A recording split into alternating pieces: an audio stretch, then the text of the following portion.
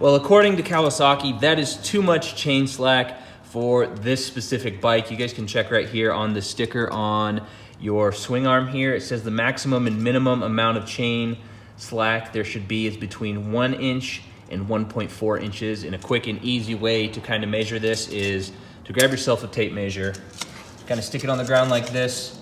I'm not gonna do it exactly precisely right now. I already did it, it's about 2 inches.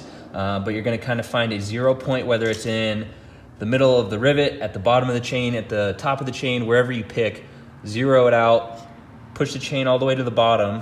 That's your 0, so say it's right at about a 5, then you're gonna push it all the way up to the top, measuring from the same point. So mine's at about 2 inches, which is way too far overdue. So we're gonna do some adjusting today, and we're gonna show you guys how to do it, so stick around. So if you guys have your owner's manual, it will take you through kind of step by step what you need to do for this process. It's on page 152 to start, but essentially what we're gonna be doing is moving these adjuster lock nuts here. You can see there's 2 of them, and then we're gonna have to loosen up this axle nut here, which is a 27 millimeter bolt. So if you need that size, I would recommend to go get it along with a torque wrench. We're gonna have to take off this cottering pin, and we're gonna have to adjust the same thing on the other side, because as you guys can see here, there are these little markings up here at the top of the rear of the swing arm.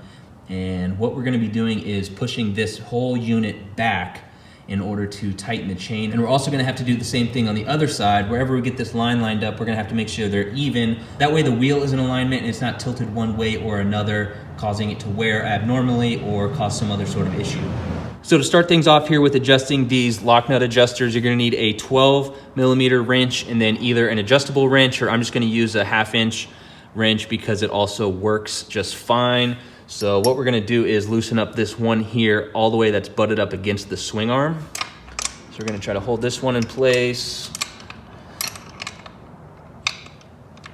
There you go, you can kind of get it to start moving. Eventually. And then what we're gonna do is, so now everything's loose, I'm gonna do the exact same thing on the other side.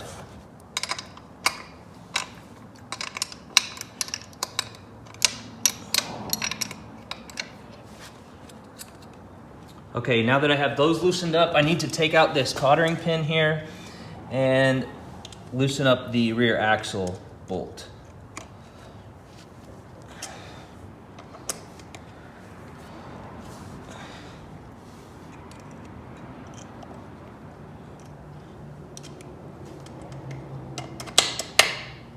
All right, and like I said, you're gonna need a 27 millimeter adjuster here, and I've got it on a big old fashioned torque wrench because we're gonna need this later. So all I'm gonna be doing is loosening this up. I'm not gonna be taking it all the way off.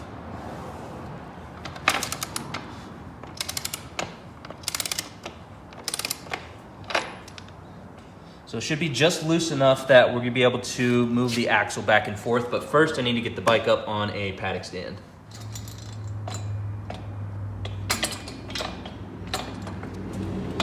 Okay, so now that we have the rear wheel here able to move, what we're gonna be doing is trying to push the axle further back to make the chain tighter. So we're gonna be using this bolt here and these nuts.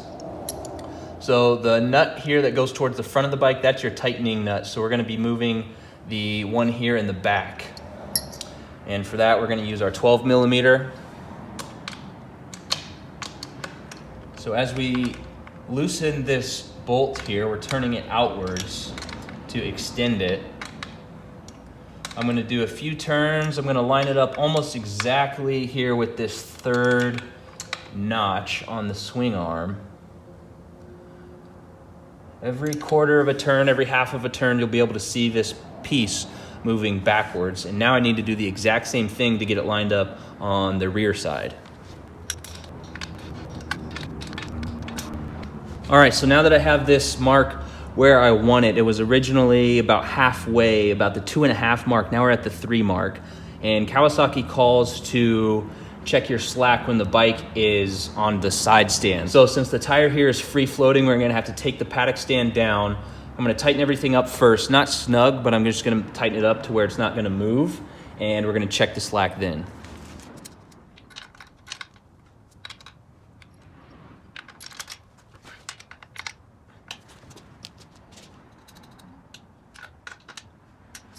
Okay, so now we're gonna be doing exactly the same thing as before, and I'll kind of run you through exactly how I'm gonna do this here.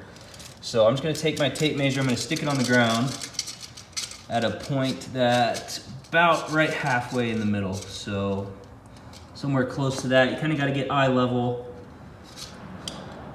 And I try to find a place in the chain where it lines up like exactly at the 4-inch mark. So the bottom of the chain here is almost exactly 4 inches, and then when I push up, and remember I'm pushing down on the chain here, so when I'm pushing down, the bottom of the chain is at 4 inches. Just to double check, 4 inches, and when I push up, the chain is at about 3 inches. So almost exactly 1 inch. It's probably a little tighter than I would like, but since it is still within the spec, the chain will loosen up over time, so I'd rather have it a little bit tighter rather than looser. So let's get this bolt back on and tighten up the axle nut. All right, so to tighten this thing up here, I've got my torque wrench. It is set to 81 foot-pounds of torque. In the owner's manual, it says 81.1 or 108 Newton meters of torque. So I've got it all set up. We're gonna tighten this puppy down.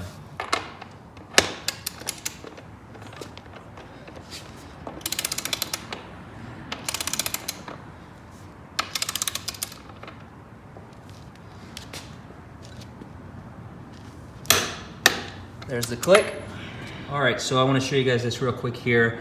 As I tightened the axle bolt down to spec here, you can see that the hole is not available to put the pin back in. So in the owner's manual, it says to tighten it to the next available slot and then put the pin in. So that's what I'm gonna do.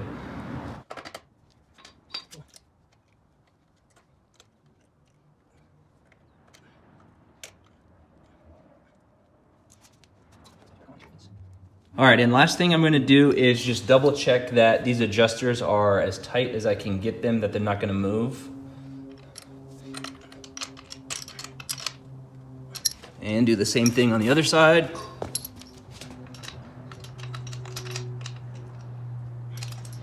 All right, guys, well, that should basically do it. I'm just gonna do one last check here on the chain and double check that it is up to the correct spec. So right here, I've got the top of the chain to 4, just over 3. So we're just over an inch, so that should actually work perfectly.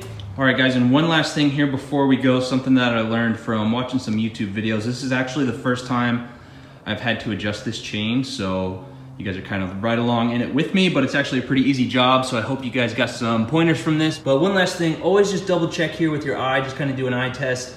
Make sure that everything is straight, everything is lined up.